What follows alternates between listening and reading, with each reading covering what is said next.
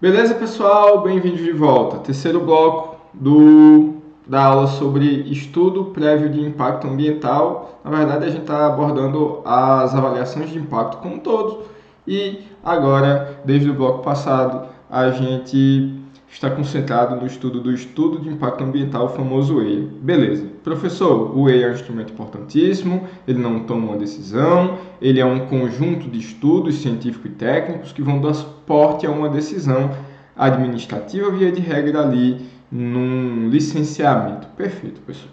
Agora, a avaliação de impacto ambiental mais importante de todas, é a mais completa, é a mais complexa e, portanto, o nosso constituinte exigiu que apenas naquelas situações de significativa degradação esse EIA será exigido. Então, dando sequência, eu tenho que dizer a vocês o seguinte, olha, o artigo 2º da resolução 1 de 86, como eu já tinha adiantado para vocês no bloco passado, ele vai trazer as situações, ele vai trazer um rol exemplificativo de atividades em que se pressupõe que existe uma significativa degradação. Agora, é um rol exemplificativo, inclusive o artigo utiliza a expressão tais como. Então, existem outras situações onde é possível que se tenha a exigência do EIA. Agora, a gente tem que ter cuidado.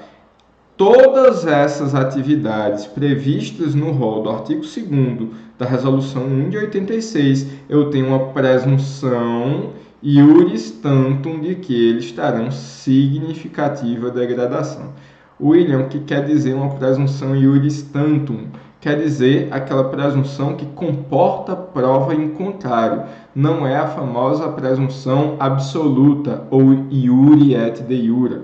Então, cabe prova em contrário. Quem que vai provar? Então, eu, interessado, empreendedor, que quero que meu empreendimento seja aprovado, é quem terei que provar que aquele empreendimento ele não trará significativa degradação. Claro, a prova absoluta seria o EIA, mas se eu tenho como provar por outros instrumentos, sei lá, um EIA de uma outra atividade bem parecida com a minha, na mesma região, talvez seja suficiente para provar que, apesar do risco de trazer uma degradação significativa, não estaria no caso concreto. Então, é possível a prova em contrário.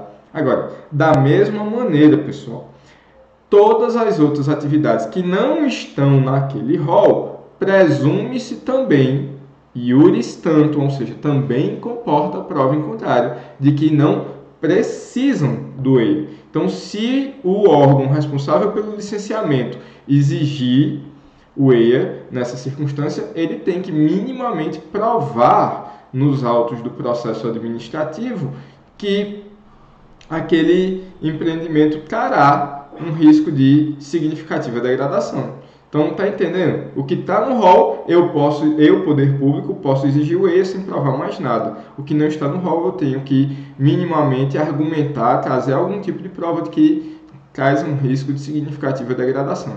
Já no caso do empreendedor, o que está naquele rol, ele até pode provar o contrário para ser absolvido da obrigação. Agora, aquilo que não está no rol, ele tem o direito de exigir uma motivação pela qual ele está sendo exigido. Tudo bem? Além disso, pessoal, quanto ao momento de realização do EIA. Pessoal, o momento da realização, via de regra, é antes do empreendimento.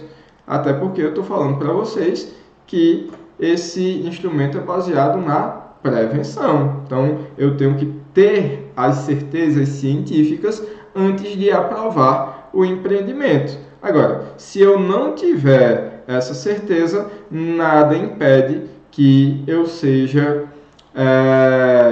mesmo que eu já tenha sido, aprovado, que meu empreendimento já esteja em execução, nada impede que eu seja exigido a posteriori. Agora, a posteriori será exigido apenas se fizer necessário.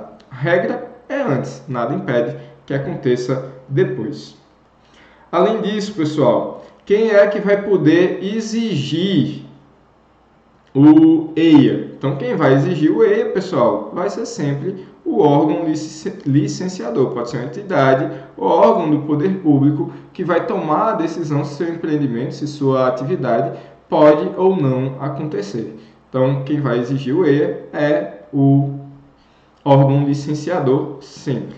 William, se o órgão licenciador foi omisso e não exigiu o EIA em uma situação em que ele era cabível, existe alguma outra possibilidade? Sim, pessoal. Via de regra, se lembra que o Ministério Público subsidiariamente poderá também agir. Até uma dica que eu dou para vocês que não estava na aula do Zoom. Se entende que por ação civil pública, o Ministério Público poderá pleitear subsidiariamente, judicialmente, mas ele também pode exigir por TAC, por termo de ajustamento de conduta. Agora, olha, a grande sacada que não esteve na aula do Zoom, que o professor não lembrou, acontece. Existe a possibilidade também de, por ação popular, qualquer cidadão que entender que aquela falta de exigência, aquela omissão do poder público exigir o EIA, vai trazer dano ao patrimônio ambiental, o cidadão também poderá pleitear que seja realizado o EIA, e aí o Poder Judiciário poderá sim tomar essa decisão. Tudo bem? Princípio democrático, princípio da participação popular. Pessoal, quem vai elaborar esse estudo prévio de impacto ambiental? Pessoal, é uma equipe. O que eu chamo a atenção de vocês aqui é uma equipe, não é uma pessoa só. O EIA por si, ele, por sua própria natureza, ele pressupõe um trabalho em conjunto de profissionais técnicos e cientistas habilitados na sua profissão, no intuito de averiguar os riscos, de averiguar os impactos que podem advir daquela atividade. Então, eu nunca vou ter um EIA feito por um profissional só. O estudo prévio de impacto ambiental pressupõe uma equipe, que pode ser maior ou menor, a depender da exigência do órgão licenciador ou do Poder Judiciário, se agiu ali, ou do Ministério Público, se agiram subsidiariamente. Tudo bem? Então, é sempre uma equipe multidisciplinar. Então, quanto mais áreas do conhecimento puderem participar, melhor. É claro que, como eu falei para vocês, o pessoal vai cobrar para trabalhar. Não é de graça essa atividade. Demanda uma atividade importante para esses profissionais. Então, pelo menos todas aquelas áreas do conhecimento que estarão afetadas diretamente ao empreendimento devem ser chamadas a participar do EIA. Então, além do mais, eles devem estar legalmente habilitados. Como assim, professor? Legalmente habilitados?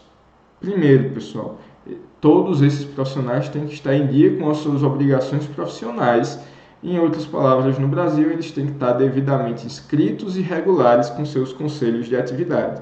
Então, assim como um advogado, ele tem que estar legalmente habilitado na Ordem dos Advogados, na Ordem dos Advogados do Brasil, OAB, nós vamos demandar de todos esses cientistas, se for um engenheiro, ao CREA, se for um médico, ao CRM, etc., etc., no intuito que eles possam participar deste estudo de impacto. Além do mais, pessoal, a lei também exige que ele esteja cadastrado no Cadastro Técnico Federal de Atividades, que vai ser regulado pelo IBAMA, que inclusive é um dos outros incisos do artigo 9º da Lei 6938. Então, além de estar em dia com o seu conselho profissional, esse profissional também tem que estar inscrito e tem que estar regular no Cadastro Técnico Federal do IBAMA. Beleza? De atividades do IBAMA. E aí fica uma grande pergunta. Professor, quem paga? Pessoal, quem vai custear o EIA não é o poder público, ao contrário do que muita gente pensa. É o poder público que está exigindo, o poder público que pague pelo EIA. Não. Princípio do poluidor pagador. Aquele que vai ser beneficiário de um empreendimento potencialmente poluidor, ele que arque com os custos, no intuito de evitar a poluição ou de reparar os danos a posteriori. Então, o custo do EIA está incluído ali no princípio do poluidor pagador. Quem vai pagar é o empreendedor. No final das contas, por óbvio, inclusive isso também foi uma dúvida lá na nossa aula do Zoom, esses custos vão ser repassados para o consumidor final, mas muito mais justo que seja cobrado do consumidor que deu causa àquele empreendimento, àquela atividade, do que de toda a sociedade externalizando uma externalidade negativa. Então, a gente tem que internalizar esses custos para a atividade. Tudo bem? Mas, professor, se quem vai pagar é o empreendedor, quem me garante que essa equipe ela vai atuar de maneira imparcial? quem me garante que esse cidadão que está sendo remunerado pelo empreendedor, ele não vai tender a chegar a um resultado que seja benéfico ao seu patrão? Pessoal, inclusive, a resolução de 86, originariamente, ela previa que era proibida a relação de trabalho, que aquele cientista tivesse algum vínculo trabalhista, uma carteira assinada pelo empreendedor. Essa obrigatoriedade ela deixou de existir com a resolução 237, também do CONAMA, porque, bem, apesar de ser interessante evitar uma subordinação ao empreendedor, mas não era exatamente isso, no final das contas, que afastava, que trazia imparcialidade.